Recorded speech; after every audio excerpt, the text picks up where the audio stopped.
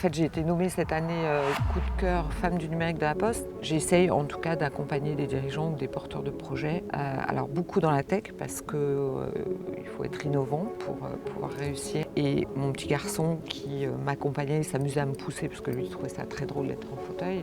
Et un jour il me dit mais en fait c'est super simple, il suffit. Déjà, je suis ravie de te recevoir dans Capsule qui s'exporte à la résidence d'accélération. En plus, on avait été en contact un peu sur Instagram. Exactement. Par le biais de la Poste C'est qui ça. m'avait recommandé ton contact en disant elle est super. Et puis en fait j'ai été nommée cette année coup de cœur femme du numérique de la Poste. Voilà, Et en félicitations. plus pour la Corse, donc j'étais trop contente voilà, parce que c'est important de mettre en lumière aussi des territoires qui ont des choses à dire, Ouais. des belles histoires à raconter. Donc, Mais c'est super. Écoute, est-ce que pour commencer, tu veux bien te présenter, s'il te plaît? Bien sûr. Alors je m'appelle Stéphanie Gâteau, je suis maman solo de 3 enfants. Je fais du conseil en stratégie à l'international. Et à côté de ça, comme j'essaye de travailler sur des sujets à impact positif, je suis très engagée à la fois dans la promotion de l'entrepreneuriat féminin, mais aussi la diversité et l'inclusion par le biais du handicap. Et donc j'ai aussi créé une start-up qui s'appelle Handy Road, qui traite justement du handicap et des aidants du quotidien. Et j'ai créé également une association de lutte contre les violences faites aux femmes en situation de handicap. Okay. Et à côté de ça, en fait, j'essaye en tout cas d'accompagner des dirigeants ou des porteurs de projets. Alors beaucoup dans la tech parce qu'il faut être innovant pour pouvoir réussir et de voir aussi comment l'innovation devient un progrès. C'est-à-dire que si l'innovation n'est pas déployée au service de tous ou au bénéfice de tous, ça reste une innovation et pas un progrès. Et justement, sur les sujets à l'heure actuelle d'inclusion numérique et d'IA, on est beaucoup sur ces sujets et il faut qu'il y ait beaucoup de voix qui parlent effectivement aussi de ce que reproduit de manière malheureusement naturelle l'IA en étant discriminante et inégalitaire. Ça me parle énormément ce que tu dis. Alors, on ne va pas pouvoir tout dire Non, bien aujourd'hui, sûr. mais je pense qu'il y aura d'autres épisodes avec Stéphanie, donc on suivra tout ça de près. Là, aujourd'hui, on est là pour parler d'Handy Road. Tout à fait. Est-ce que tu veux bien nous expliquer la genèse? À quel moment tu t'es dit je vais créer ça? Moi, je fais du conseil en stratégie internationale à la base. Et avec la maladie qui avançait, j'ai dû utiliser un fauteuil roulant au début manuel, donc j'avais besoin d'un aidant, et par la suite un fauteuil électrique. Et mon petit garçon qui m'accompagnait, s'amusait à me pousser parce que lui il trouvait ça très drôle d'être en fauteuil. Un jour, il s'est exclamé comme si c'était une lueur effectivement de génie qui l'avait traversé. Il me voyait tout le temps utiliser Waze pour me déplacer. Et un jour, il me dit mais en fait c'est super simple, il suffit. Ah ouais. J'adore cette phrase. Il suffit, maman, de créer un Waze pour les personnes en situation de handicap. En tout cas, c'est une idée de génie. Et l'idée, c'était de cartographier les obstacles, les difficultés, les poubelles, les voitures mal garées. Ça peut être les ruptures de déplacement entre deux modes de... Oh, okay. Voilà, j'arrive, moi, à l'aéroport. Si je suis en fauteuil électrique, que mes bras ne marchent pas, mes jambes non plus, comment je fais pour récupérer la valise sur le tapis roulant et aller à la station de taxi? Et comme dans mon métier, j'aime bien quand même toujours être à la fois sur l'humain, sur l'innovation tech, mais aussi sur l'humain. L'idée, ça a été de me dire comment un outil tech peut contribuer, même à minima, mais à résoudre une problématique humaine, sociétale, économique même, puisque me déplacer, c'est ce qui me permet de travailler également. Et à côté de ça, l'idée, ça a été de se dire on va stimuler la solidarité et l'entraide en créant une communauté qu'on appelle nous d'anges gardiens, qui sont à disposition pour soit recueillir de l'info. Par exemple, je ne suis pas dans mon élément naturel, j'envoie un message en disant voilà, je vais à tel endroit, est-ce que quelqu'un connaît, est-ce qu'il y a un ascenseur, est-ce que c'est accessible, etc. C'est juste de l'échange de l'info, mais pour nous, ça vaut de l'or, ça nous fait gagner beaucoup de temps et éventuellement justement changer notre trajet. Et puis, on l'a vu beaucoup pendant le confinement, en fait, tout le monde a compris à quel point être isolé et immobile c'était compliqué et c'était une vraie souffrance. C'est une problématique, mais c'est aussi une vraie souffrance pour ces personnes-là. Et au-delà de ça, en plus, ce qui m'intéressait dans l'idée, c'est que c'est pas que les personnes en situation de handicap.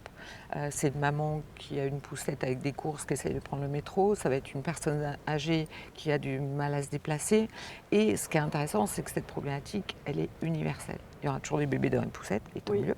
Il y aura toujours des personnes handicapées, même ponctuellement. C'est-à-dire que je me casse une jambe, je ne peux plus conduire. Ah oui, Comment clair. je fais pour me déplacer? En effet. Et donc, je trouvais qu'en ce sens, c'était un sujet alors à la fois énorme, mais qui était hyper passionnant, et parce qu'une fois de plus, on est au service de l'humain. Et ça permet l'inclusion, en fait, permet l'égalité. Si on n'est pas inclusif, s'il n'y a pas d'inclusivité dans nos outils, on ne peut pas permettre au plus grand nombre de contribuer, y compris à la société civile ou politique ou autre. Donc le fait que ce soit une solution engagée, pour moi, c'était l'occasion ou jamais de me dire, et de parler en plus d'une problématique que je connais par cœur. Donc pour la résoudre, j'avais déjà, après il fallait trouver des solutions, mais je connaissais bien la problématique, et comme je n'avais pas trouvé d'outils existants sur le marché de la tech, du coup j'ai dit go, voilà. Et puis l'idée de fédérer beaucoup de gens autour d'un projet où l'humain est au cœur du projet, je trouvais ça fabuleux, parce que pour moi, je ne parle même pas du handicap, mais de la diversité en général. C'est une source d'innovation, de richesse, d'échange, et il faut s'en réjouir. Et on a vu à quel point, et tant mieux, que ce soit le film d'Artus ou que ce soit les Paralympiques, à quel point on a de plus en plus de facilité à accepter que l'autre fonctionne différemment, se déplace différemment, s'exprime différemment. On le voit aussi avec les cafés joyeux. Et donc je me dis que toutes ces initiatives sont bonnes à prendre, en fait. Et qu'on est en plus une génération où on peut en parler beaucoup plus librement. Moi, dans ma famille, le mot handicap n'existe même pas, on n'en parle pas. Dans la génération actuelle, on peut dire ce mot, c'est pas un gros mot. Non, donc je me dis, c'est super de voir à quel point le monde peut changer. Ouais. Et donc l'objectif d'Handiroad, c'est rendre le monde accessible à tous. Et on est à la fois sur une solution qui permet l'accessibilité physique, la mobilité. Donc alors, question, accessibilité par la route ou sur les trottoirs et l'espace public? En fait, la mobilité, ça concerne le déplacement d'un point A à un point B. Donc, que tu aies du train, de l'avion. Et justement, c'est comment... bus. Exactement. Et comment on va compenser les ruptures de déplacement. S'il y a un chantier, si j'expliquais entre l'aéroport et la station de taxi, là j'ai une rupture de déplacement, comment? Et ce que je trouve intéressant dans ce projet aussi, c'est qu'il doit, pour réussir, être collectif. C'est-à-dire que si nous on fait notre part du job, mais que les collectivités, les régions, les villes ne déploient pas l'outil, c'est le plus dur. Ça sert à rien du tout. C'est le plus dur. Et ce que je trouve intéressant, c'est qu'on fait appel à la responsabilité de chacun. C'est-à-dire autant l'entraide humaine en disant voilà, j'ai besoin d'un ange gardien pour m'aider à faire ceci ou me donner de l'info, mais il y a une responsabilité sociétale, que ce soit des services publics ou même des entreprises, de s'engager pour un monde plus juste, plus responsable. Et les deux autres leviers sur lesquels on est en train de devenir un acteur entre guillemets de poids, c'est sur toutes les problématiques d'inclusion numérique, puisque la tech, à l'heure actuelle, au quotidien, ne produit que des solutions discriminantes. Personne ne respecte la conception universelle.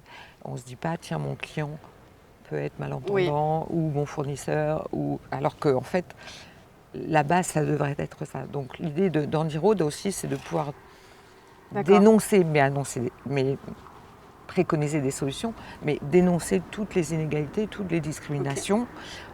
Et on est allé encore plus loin depuis cette année, puisqu'on est référent maintenant pour tout ce qui est IA, égalitaire et inclusive. Voilà. Donc là, où c'est juste énorme, parce que c'est l'outil le plus discriminant qui n'ait jamais été créé. Depuis quand est-ce que tu travailles sur Handiroad, sur 2018. ton projet 2018, ok. Et donc du coup là, pour faire un petit rappel aussi, on est à la résidence d'accélération Startup, qui est donc proposée par la Corsican Tech et la M3E. Et du coup, on est à la fin du 3e jour aujourd'hui. Qu'est-ce que tu attendais de cette résidence d'accélération? Alors, en fait, depuis 2018, on travaille sur ce projet, qui est un projet presque pharaonique. Et pour la première fois, enfin cette année, on était prêts pour vivre la tech. Donc on a été accompagnés par la DEC, la collectivité. On a eu aussi 2 stands, un à la DEC et un à la Poste pour le prix Femmes du numérique. Et l'idée, c'est vraiment d'être confrontés. Ça y est, est-ce que notre offre, est-ce que c'est le bon moment, etc. Et en fait, ça a été magnifique puisqu'on a eu 40 couvertures presse française, européenne, internationale. Incroyable. Alors il y avait l'arrivée des JO, où tout le monde a dit mais Paris est juste la ville la plus inaccessible du monde, comment ça se fait? En tout cas les étrangers, eux, ont trouvé que c'était juste inadmissible, puisque grosso modo sur Paris, il n'y a que 4% des transports qui sont accessibles à tous. Donc autant dire on a 3 stations de métro, si tu n'habites pas dans la première, tu travailles à la deuxième et tu vas faire ton loisir à la troisième, tu ne peux pas vivre à Paris quand tu es en situation de handicap ou personne à mobilité réduite. Donc nous, dans l'enchaînement, c'était en ayant recueilli les infos les plus précieuses des futurs utilisateurs ou futurs clients qu'on a rencontrés à Vivatech, de dire voilà, maintenant c'est bon, go. Et ce que je trouvais génial, c'est en très peu de temps, plutôt que de s'éparpiller, avoir des rendez-vous à droite à gauche, on sait qu'on a à notre disposition, donc c'est vraiment un vrai luxe, des experts qui vont décortiquer, objecter, qui vont parfois tout nous mettre par terre et tout reconstruire, etc. Je trouve que c'est une opportunité extraordinaire qu'on n'a pas toujours. Déjà de se dire, je peux consacrer, j'ai des personnes pendant 4 jours qui vont être à mes côtés, qui vont m'aider sur mon projet, qui vont me soutenir, m'encourager, qui vont me faire de la critique bienveillante. En plus, c'est un réseau aussi. Et pour moi, c'est, voilà, avant vraiment de lancer le projet, c'est presque la dernière strate où on se dit, bon allez, go, et là on a quasiment tout sécurisé sur la faisabilité et la sécurisation du projet. D'accord, donc là, tu dis grâce à la résidence, avec la résidence, comment tu... Grâce et avec, parce que quelque part maintenant, pour moi, ils font partie du projet. Mais j'en suis sûre en plus. Non, connaissant les personnes. Et leur engagement, et leurs valeurs, tout à fait. C'est clair. Non, mais... Qu'est-ce qu'on peut te souhaiter pour la suite? Quels seraient tes objectifs? Alors, le prochain objectif, justement, c'est qu'on a une campagne de crowdfunding qu'on va lancer prochainement avec KissKissBank. Donc, on vous tiendra informé, etc. Parce qu'on voudrait, en fait, que la Corse soit référente en matière de mobilité, d'accessibilité, de sécurisation et d'égalité des chances. Et on voudrait trouver un site pilote, donc ça peut être Bastia, ça peut être Calvi, ça peut être Ajaccio, mais on voudrait pouvoir déployer, parce qu'on a d'ores et déjà d'autres territoires qui nous demandent de pouvoir déployer cet outil, voire des pays étrangers. Et je me dis qu'en matière d'attractivité, ne serait-ce que pour le tourisme, se dire, je sais quand je vais venir ici, non seulement j'ai un outil, j'ai des sites référencés, et en plus, j'ai quand même une qualité d'accueil, d'entraide et de solidarité juste extraordinaire. Moi, c'est pour ça que le site pilote, je vais le faire encore, c'est ni à Paris, ni ailleurs, parce que pour moi, on est juste dans l'écosystème parfait, quoi. Ah ouais. Bah écoute, j'ai les frissons et tout. C'est tout ce qu'on te souhaite. On va suivre de près la cagnotte de crowdfunding et on va la partager. Merci beaucoup, on te revoit très vite, que ce soit dans Capsule ou que ce soit dans n'importe quelle autre émission que l'on porte au sein de podcast. Merci beaucoup pour cet échange. Merci et que du bonheur pour la suite de ton expérience. Merci.